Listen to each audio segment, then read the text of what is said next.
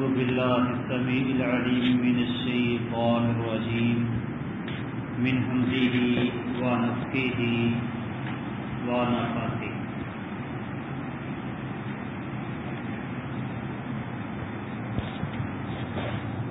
مثل الذين ينفقون أموالهم في سبيل الله كمثل حبة أنبتت 7 سنابل في كل سنبلة 100 حبة والله يضاعف لمن يشاء والله واسع عليم. مثل الذين ان لوگوں کی مثال ينفقون اموالهم جو اپنے مالوں کو خرچ کرتے ہیں فی سبیل اللہ اللہ کے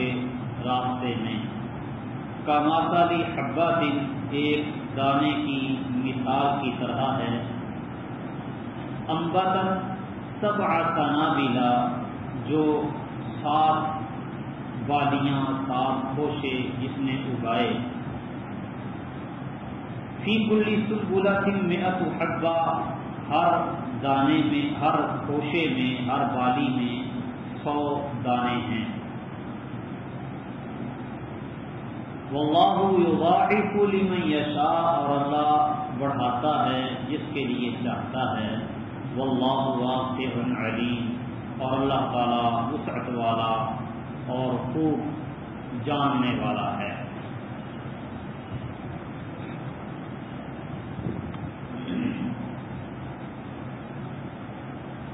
یہ فی سبیل اللہ مال خرچ کرنے والوں کی مثال اللہ سبحانہ و تعالی نے قرآن مجید فرقان حمید میں فی سبیل اللہ کا لفظ عام اسلام کے معنی میں بھی آیا ہے، اسلام کے راستے میں خرچ کرنا. جیسے اللہ سبحانہ و تعالی فرماتے ہیں ان کثیرا من الاحبار والرهبان لا يأكلون اموال الناس بالباطل ويصدون عن سبيل الله کہ یقیناً بہت سے عالم اور درویش لوگوں کا مال باطل طریقے سے کھاتے ہیں اور لوگوں کو اللہ کے راستے سے روکتے ہیں. تو یہاں فی سبیل اللہ سے مراد یعنی دین اسلام ہے کہ دین اسلام سے وہ لوگوں کو روکتے ہیں. تو اگر یہاں فی سبیل اللہ سے مراد لیا جائے مطلق اسلام تو اسلام کی ترویج و اشاعت کے لیے اسلام کے مقاصد کے لیے اپنے مال کو جو خرچ کیا جائے گا وہ فی سبیل اللہ ہی ہوگا. یعنی اسلام کی خاطر ہر صورت میں مال خرچ کرنا یہ انفاق فی سبیل اللہ ہے اگر فی سبیل اللہ کا معنی عام لیا جائے. اور فی سبیل اللہ کا ایک خاص معنی بھی ہے قرآن مجید فرقان حمید میں. جیسے سورۃ توبہ کی آیت نمبر 60 میں اللہ تعالیٰ نے صدقات کے مصارف ذکر کیے انما الصدقات للفقراء والمساکین والعاملین علیہا والمؤلفۃ قلوبهم وفی الرقاب والغارمین وفی سبیل اللہ وابن السبیل. یہاں فی سبیل اللہ سے مراد غازی فی سبیل اللہ جہاد فی سبیل اللہ ہے. نبی کریم صلی اللہ علیہ وسلم فرماتے ہیں صدقہ کسی غنی کے لیے حلال نہیں سوائے ان 5 لوگوں کے. ان میں سے ایک آپ نے شمار کیا او لغاز فی سبیل اللہ اللہ کے راستے میں جہاد و قتال کرنے والا. تو صدقات کے بعد میں اللہ سبحانہ و تعالی نے جو فی سبیل اللہ کا لفظ بولا ہے اس سے مراد جہاد فی سبیل اللہ ہے. تو اگر فی سبیل اللہ سے مراد جہاد لیا جائے تو پھر معنی یہ بن جائے گا کہ جو لوگ جہاد کی راہ میں اپنا مال خرچ کرتے ہیں ان کے مالوں کی مثال ایک دانے کی سی ہے کہ جس دانے سے 7 بالیاں 7 سکے خوشے نکلتے ہیں، ہر خوشے میں 100 دانہ ہو، یعنی 700 گنا تک ان کے مال کو اللہ تعالیٰ بڑھاتا ہے۔ واللہ یضاعف لمن یشاء، اور جس کے لیے اللہ تعالیٰ چاہتا ہے اور زیادہ بڑھا دیتا ہے۔ تو یہاں پر مطلق اسلام کے کاموں میں خرچ کرنے سے بہتر ہے کہ مراد لیا جائے جہاد کے کاموں میں کا جو سیاق و سباق ہے وہ اسی معنی پر دلالت کرتا ہے۔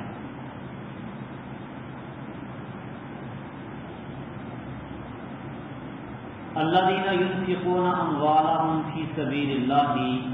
ثم لا يتبعون ما انفقوا منا ولا اذى لهم اجرهم عند ربهم ولا خوف عليهم۔ الذین ينفقون، وہ لوگ جو خرچ کرتے ہیں، اموالهم اپنا مال، فی سبیل اللہ اللہ کے راستے میں، ثم لا يتبعون ما انفقوا، پھر وہ جو انہوں نے خرچ کیا اس کے پیچھے نہیں لگاتے، منا ولا اذى، نہ احسان جتلانا اور نہ ہی کوئی تکلیف پہنچانا،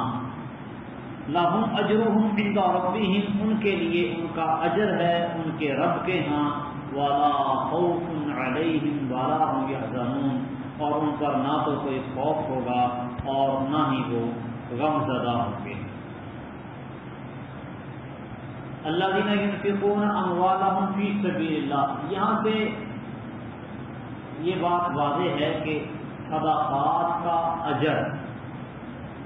یہ جو 700 گنا تک بڑھا چڑھا کے اللہ تعالیٰ نے اجر دینا ہے یا اس سے بھی کہیں زیادہ، یہ اس بندے کے لیے ہے جو صرف اور صرف اللہ تعالیٰ کی رضا کے لیے خرچ کرے، خالصۃ لوجہ اللہ خرچ کرے گا تو پھر اس کو اجر ملے گا۔ لیکن اگر کوئی آدمی اللہ کی راہ میں مال دے اور مال دینے کے بعد پھر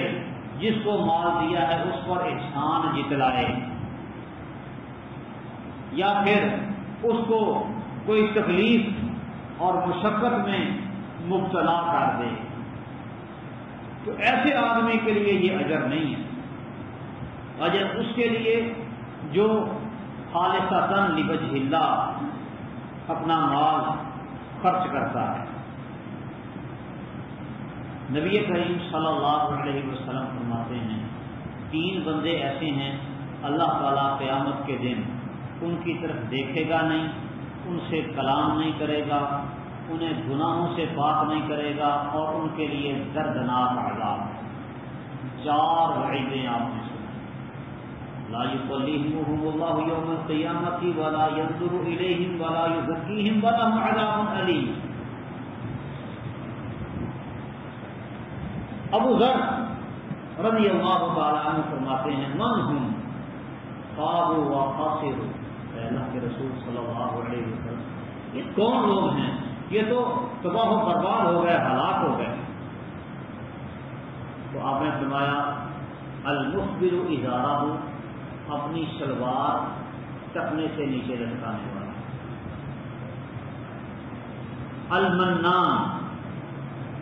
نیکی کر کے احسان جتلانے والا، والمنفق سلعته بالحيث الكاذب، جھوٹی قسم اٹھا کے اپنا مال بیچنے والا۔ تو منان احسان جتلانے والا یہ بھی ان بندوں میں شامل ہے کہ جن کی طرف اللہ تعالیٰ قیامت کے دن نظر رحمت سے نہیں دیکھیں گے، گناہوں سے ان کو پاک نہیں کریں گے، ان سے کلام نہیں فرمائیں گے اور ان کے لیے دردناک عذاب ہے۔ تو اگر احسان جتلانا ہے اللہ کی راہ میں خرچ کر کے تو اس کا ثواب نہیں، الٹا گناہ ہوگا اور اس پر سزا دی جائے۔ الذین ينفقون اموالهم فی سبیل اللہ، وہ لوگ جو اللہ کی راہ میں اپنے مال کو خرچ کرتے ہیں، ثم لا یتبعون ما انفقوا منا ولا اذى، اور پھر جو کچھ انہوں نے خرچ کیا ہے اس خرچ کرنے کے بعد اس کے پیچھے احسان جتلانا، تکلیف دینا، یہ کام نہیں شروع کر دیتے۔ لہم اجرہم عند ربہم، یہ وہ لوگ ہیں کہ ان کے لیے ان کے رب کے ہاں اجر ہے۔ ولا خوف علیہم ولا هم یحزنون، اور نہ ان پر کوئی خوف ہوگا نہ یہ غمزدہ ہوں گے۔ خوف ہوتا ہے آئندہ کسی چیز کا ڈر کہ نہ جانے کیا ہو جائے گا،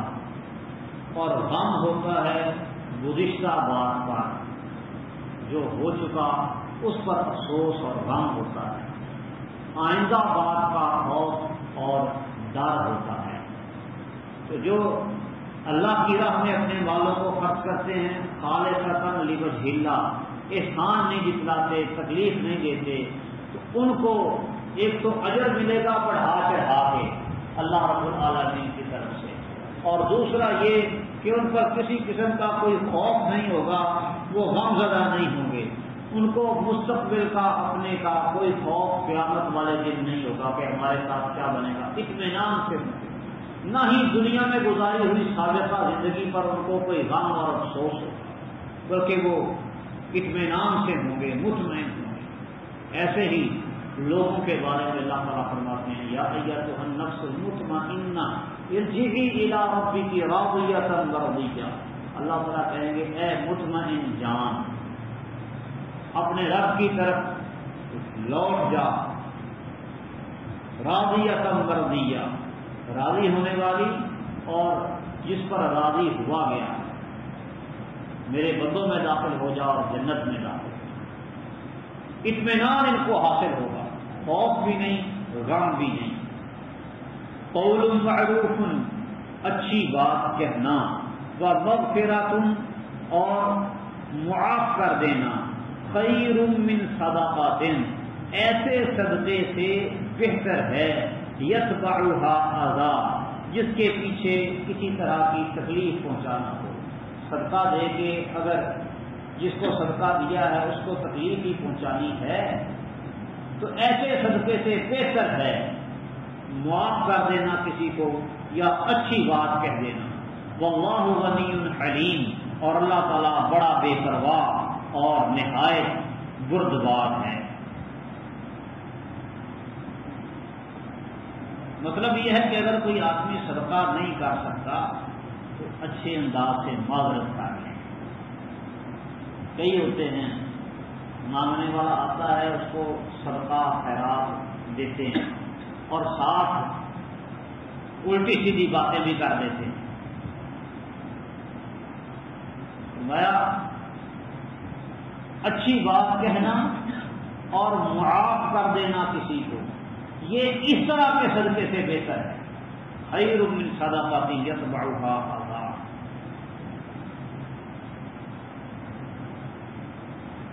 جابر بن عبداللہ رضی اللہ تعالی عنہ فرماتے ہیں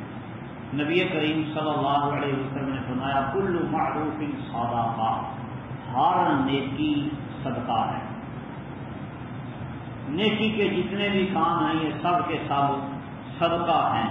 اور ان میں سے ایک یہ بھی ہے ان تلقى اخاك بوجه طلق، کہ آپ کشادہ چہرے کے ساتھ، خوش چہرے کے ساتھ اپنے بھائی کو ملیں، اپنے مسلمان بھائی سے ملاقات کریں، اس کو ملیں تو اچھے چہرے کے ساتھ، ماتھے پہ بال نہ چڑھائیں، خوش دلی کے ساتھ استقبال کریں، ملیں، یہ بھی صدقہ ہے۔ اسی طرح اپنے برتن میں سے دوسرے کے برتن میں کچھ پانی ڈال دینا، یہ بھی صدقہ ہے۔ یا ایھا الذین آمنوا، اے وہ لوگو جو ایمان لائے ہو، لا تبطلوا صدقاتکم، اپنے صدقات کو باطل نہ کرو، بالمن والاذی، احسان جتلا کر اور تکلیف دے کر، کالذی، اس شخص کی طرح، ينفق مالہ رئاء الناس، جو اپنے مال کو خرچ کرتا ہے رئاء الناس، لوگوں کو دکھانے کے لیے، ولا یؤمن باللہ والیوم الآخر، اور وہ اللہ اور یوم آخر پر ایمان نہیں لاتا، فَمَثَلُهُ كَمَثَلِ صَفْوَانٍ عَلَيْهِ تُرَابٌ، اس کی مثال ایک چکنے پتھر کی طرح ہے، ایک چٹان کی سی ہے، علیہ تراب جس پر مٹی ہے، فَأَصَابَهُ وَابِلٌ تو اس کو موسلا دھار زوردار بارش پہنچی، فَتَرَكَهُ صَلْدًا تو اس نے اسے ایک سخت چٹان کی صورت چھوڑ دیا، بالکل خاص، لا يقدرون على شيء مما كسبوا وہ کسی چیز پر بھی قدرت نہیں رکھتے اس میں سے جو انہوں نے کمایا، واللہ لا يهدي القوم الكافرین اور اللہ تعالیٰ کافر قوم کو ہدایت نہیں دیتا۔ پچھلی آیات میں صدقہ کر کے احسان جتلانے، تکلیف دینے سے ممانعت تھی، اور بتایا گیا تھا کہ اجر ثواب اس کو ملے گا صدقے کا جو صدقہ کر کے احسان نہ جتلائے، تکلیف نہ دے۔ اور اس آیت میں واضح کر دیا ہے کہ صدقہ کر کے اگر کوئی احسان جتلاتا ہے یا تکلیف دیتا ہے تو اس کا صدقہ باطل ہو جاتا ہے، اس کا صدقہ کرنا نہ کرنا برابر ہے۔ لا تبطلوا صدقاتکم بالمن والاذى، احسان جتلا کے یا تکلیف پہنچا کے اپنے صدقات کو باطل نہ کرو، مطلب کہ جو احسان جتلائے، تکلیف پہنچائے، اس کا صدقہ باطل ہو گیا۔ اس کی مثال اللہ تعالیٰ نے بیان کی ہے کہ اس صاف چٹان کی طرح ہے کہ جس کے اوپر تھوڑی سی مٹی آ جائے۔ ان کا جو صدقہ ہے، جو احسان کرتے ہیں، احسان جتلاتے ہیں اور ایذا دیتے ہیں، ان کا صدقہ اس مٹی کی طرح ہے جو ایک چٹان پر آ کے گرد بیٹھ جاتی ہے، گر جاتی ہے۔ آسمان سے بارش ہو تو وہ ساری گرد بہہ کر آگے چلی جاتی ہے۔ بالکل اسی طرح یہ صدقہ کرتے ہیں تو گویا چٹان پر وہ مٹی کی طرح مٹی آ گئی، اور احسان جتلایا یا ایذا پہنچائی تو جیسے بارش کے ساتھ وہ مٹی ختم ہو جاتی ہے اور چٹان بالکل صاف ہو جاتی ہے، ایسے ہی ان کے احسان جتلانے اور تکلیف دینے کی وجہ سے ان کے صدقے کا جو اجر ہے وہ سارے کا سارا ضائع ہو جاتا ہے۔ اعمال ختم، نامہ اعمال بالکل چاک، صحیفہ اعمال صاف ہو جاتا ہے انسان، گویا کہ انہوں نے کچھ کیا ہی نہیں۔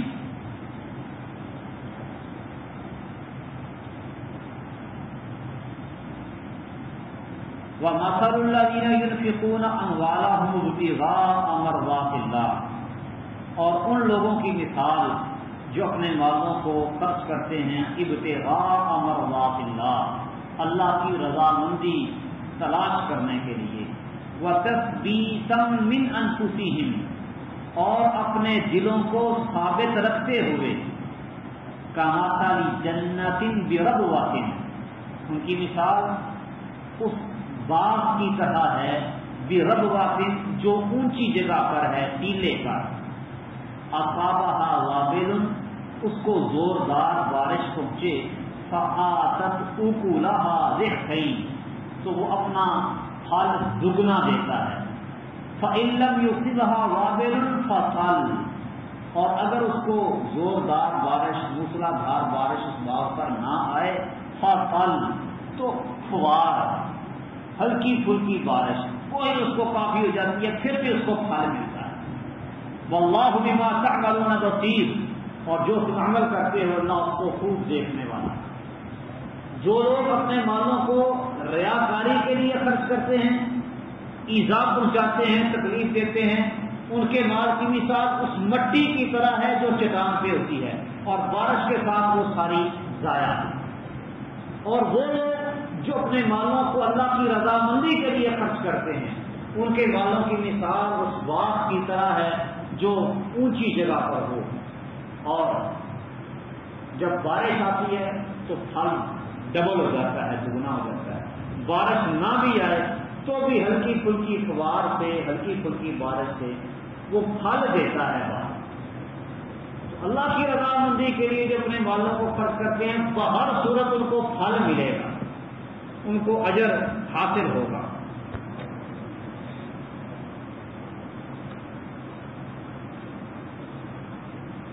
آیا ود احدکم، کیا تم میں سے کوئی ایک یہ چاہتا ہے ان تکون لہ جنۃ من نخیل واعناب، کہ اس کے لیے ایک باغ ہو من نخیل کھجوروں کا، واعناب اور انگوروں کا، تجری من تحتها الانہار، اس کے نیچے سے نہریں بہتی ہوں، دریا چلتے ہوں، لہ فیہا من کل الثمرات، اور اس کے لیے اس باغ میں ہر طرح کا پھل ہو، وَأَصَابَهُ الْكِبَرُ، اور اس باغ کے مالک کو بڑھاپا آن پہنچے، وَلَهُ ذُرِّيَّةٌ ضُعَفَاء، اور اس کی کمزور اولاد ہو، فَأَصَابَهَا إِعْصَارٌ فِيهِ نَارٌ، تو اس باغ کو ایک بگولا آن پہنچے، فِيهِ نَارٌ، تو وہ باغ جل جائے۔ كَذَلِكَ يُبَيِّنُ اللَّهُ لَكُمُ الْآيَاتِ، اسی طرح اللہ تعالیٰ تمہارے لیے اپنی آیتیں واضح کر کے کھول کر بیان کرتا ہے، لعلکم تتفکرون، تاکہ تم غور و فکر کرو۔ یعنی بڑھاپے میں باغ جلنے پر، بڑھاپے کو کوئی بندہ پہنچ جائے اور اس کا باغ جل جائے، تو ایسی صورت میں اس کے اندر خود کوئی اتنی طاقت نہیں کہ اپنا باغ دوبارہ بنا لے، اولاد بھی اس کی چھوٹی چھوٹی، ذریۃ ضعفاء، اولاد ضعفاء کمزور، وہ بھی اس باغ کو آباد کرنے کی، مدد کرنے کے قابل نہیں۔ محنت کر کے باغ تیار کیا، بندہ بوڑھا ہو گیا، اولاد اس کی چھوٹی چھوٹی، اور باغ جل جائے، اب وہ ہاتھ پہ ہاتھ دھر کے بیٹھ جائے گا، کوئی کچھ نہیں کر سکتا۔ یہ اللہ سبحانہ و تعالیٰ نے مثال بیان کی ہے کہ منافق صدقہ و خیرات کرتا ہے لیکن ریاکاری سے کام لیتا ہے، تو قیامت کے دن جو وقت نہایت محتاجی کا ہوگا اور ضرورت کا ہوگا، اس کا ثواب ضائع ہو جائے گا۔ ثواب حاصل کرنے کی جو عمر تھی یعنی دنیا میں، وہ یہ گوا چکا، وہ عمر گزر گئی اس کی، اب آخرت میں تو ثواب کمانے سے رہا اس بوڑھے آدمی کی طرح جو اپنے باپ کو سنوار نہیں سکتا، بنا نہیں سکتا۔ ریاکاری کی وجہ سے قیامت کے دن اس کے صدقات کا اجر ضائع ہو جائے گا، تو وہ اس کا ازالہ نہیں کر سکے گا قیامت کے دن، اور پھر اس کا کوئی حامی و ناصر، کوئی مددگار بھی نہیں ہوگا جو اس کے ساتھ کوئی تعاون کر سکے، اس کی کوئی مدد کر سکے۔ تو وہ بیچارہ ناکام و نامراد ہو جائے، کچھ نہیں کر سکے گا۔ اسی طرح وہ آدمی جو عمر بھر نیک عمل کرتا رہے لیکن